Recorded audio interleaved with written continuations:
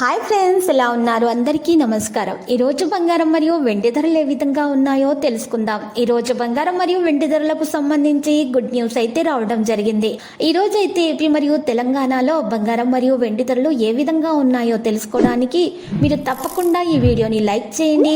మీరు చేసిన ఒక్క లైక్ నాకు ఎంతో సపోర్ట్ మరియు ఎంకరేజింగ్గా ఉంటుంది.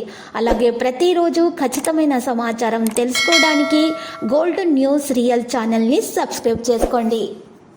ఈరోజు మార్కెట్లో 1 కిలో వెండి ధర వచ్చేసి 88,500 రూపాయల వద్దకు చేరి స్థిరంగా ఉండడం అయితే మరి ఈరోజు జరిగింది.